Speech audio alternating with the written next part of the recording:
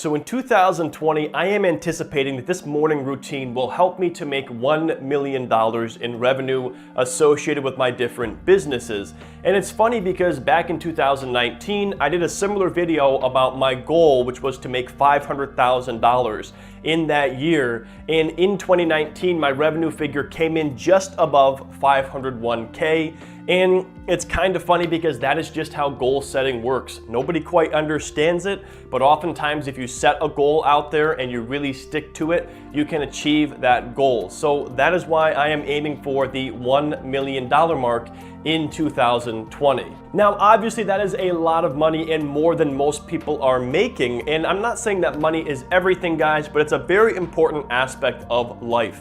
And if you too are looking to crush it in 2020 and make over $100,000 this year, drop a like on this video. I just want to see how many people are out there with ambitious goals related to making money, and I'm hoping some of the tips in my morning routine will help you with your goals as well. So let's get right into it, guys. I usually wake up between 7:45 and 8:30 in the morning. I'm usually up before my alarm, but my alarm is usually set around that time. And I'm gonna tell you this right now, guys, one of the easiest things that you can do to lower your stress and get more done and just have better overall feelings of, having a good day, get up on a consistent schedule. I've had this issue in the past where my schedule was all over the place. I would go to bed late, wake up late, and the best thing you can do for yourself is get on a consistent schedule. So I'm almost always up by 8 o'clock, 8:30 at the latest, and the night before I go to bed around 11 p.m.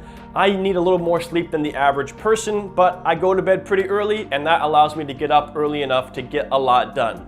Now, one of the very first things I do when I wake up is I immediately make my bed. And I find that by getting up and taking care of that one thing, it's just one thing that's off my mind in terms of, later in the day I have to go into my room and make my bed. And as you're gonna see throughout this video, I try to avoid these pattern interruptions, I call them, at all costs. For me, there's nothing worse than being busy and trying to do something and then walking past a sink full of dishes or a bed that you have to make, because it's just an additional thing that you have to do, and it just adds stress to your day in my experience. So the next thing I do, I go downstairs and I get my water boiling for my coffee and my oatmeal, and I usually get started with my eggs for breakfast. Now, I'm a bit of a coffee snob and I love trying different coffees. I make it at home with a French press. So I am a big fan of today's video sponsor, which is Trade Coffee. With Trade, you can discover new coffees from the nation's top roasters, because Trade matches you to your own personal selection of coffee and conveniently delivers it to you. They sent me 2 complimentary coffees to try out at home. I was a little bit skeptical at first, but I honestly have to say this is some of the best coffee I have ever personally had. And I think a lot of it has to do with the fact that it was just recently roasted and ground, whereas store-bought coffee from the grocery store is not nearly as fresh. Now, it's really cool how it works because you don't have to be a coffee expert in order to find a good roast. You just jump on their website, take a quiz, and you tell Trade, how do you like your coffee? And they will curate matches just for you. And then they're going to mail it right to your door. You just have to choose your delivery frequency, how often you want new coffee, and they will automatically send it to your door, so you don't even have to think about it.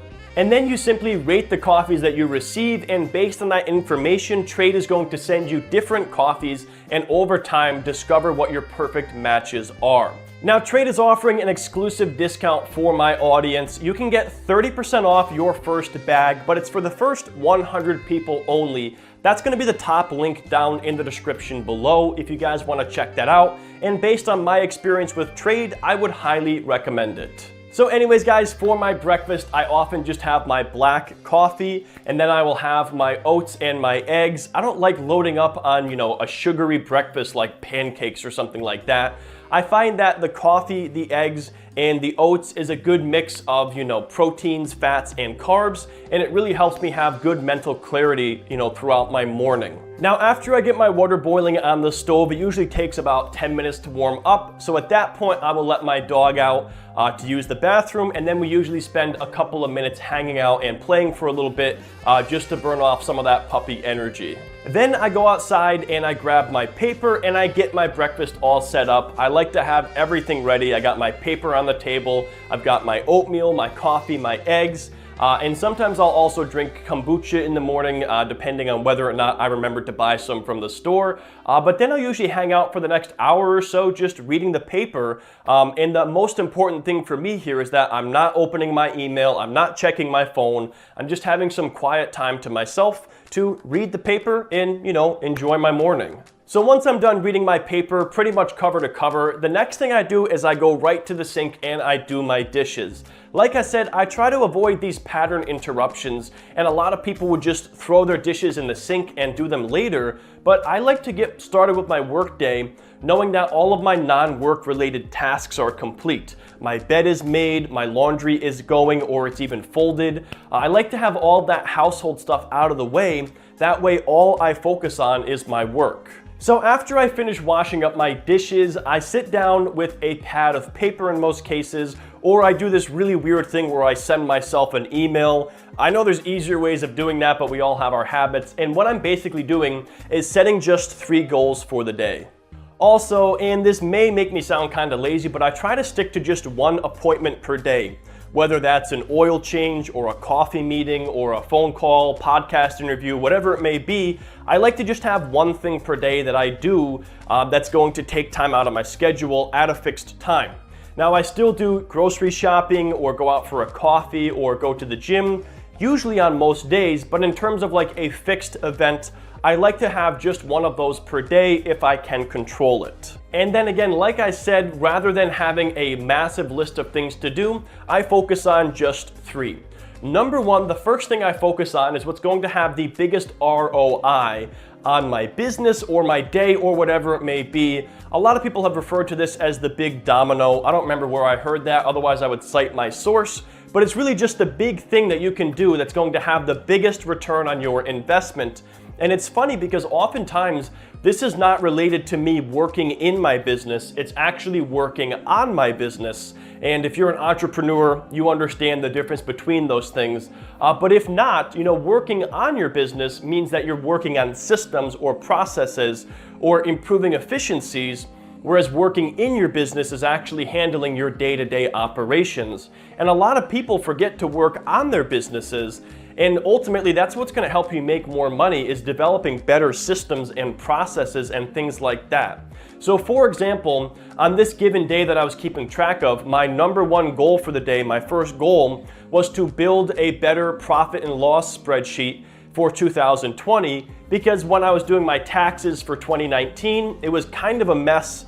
And it was a huge source of stress for me, so I said I want to learn more about creating a P&L, learn some basic accounting, and put together a more organized spreadsheet. So that is a case of me kind of working on the business by creating a better system. The next 2 goals are usually related to working in the business, and that is just me doing the day-to-day operations. And since my entire business is content related, those things are almost always related to content. So on this given day that I was documenting, my number 2 goal was to outline my video on the best budgeting apps for 2020.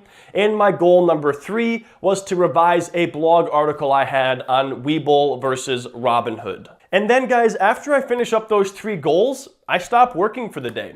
Now, I do have some other tasks that I do pretty much every day, like checking my email, responding to YouTube comments, but I delegate a lot of the other stuff out to people who do things for me, and it allows me to really just focus on what is the most important stuff and what's really moving the needle for my business. So maybe I should outsource accounting too, but it's something I still hold on to because I like to have a really good view of what's going on. But that's the big difference here. A lot of people, when they finish up their 3 or 4 goals for the day, they start doing more stuff. But I stopped doing that because what I learned is that these things, these activities that I cram into my day don't necessarily help me make more money or grow a larger audience. So in all honesty here, guys, in most cases on a given day, I probably spend 4 hours focused in on work-related tasks.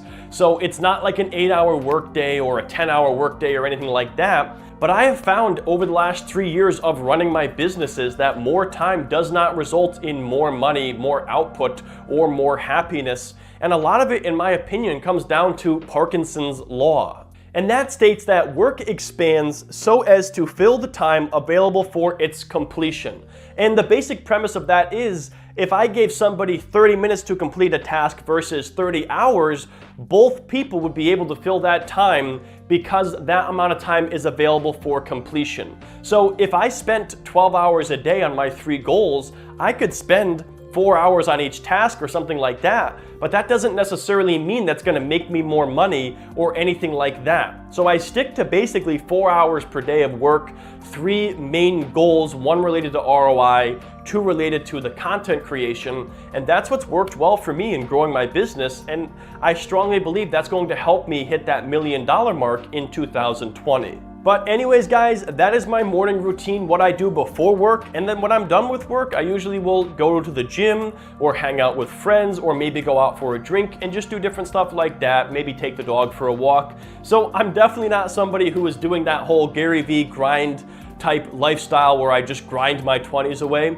I think I have a pretty decent work-life balance, and it's worked well for me so far, and I would expect for it to continue to based on my last 3 years of growth and results. So let me know what you guys think of this routine down in the comment section below. And while you're down there, make sure you check out that discount code for 30% off your first bag of coffee from Trade Coffee for the first 100 people only. But thanks so much for watching, guys. I hope you enjoyed this video, and I will see you in the next one.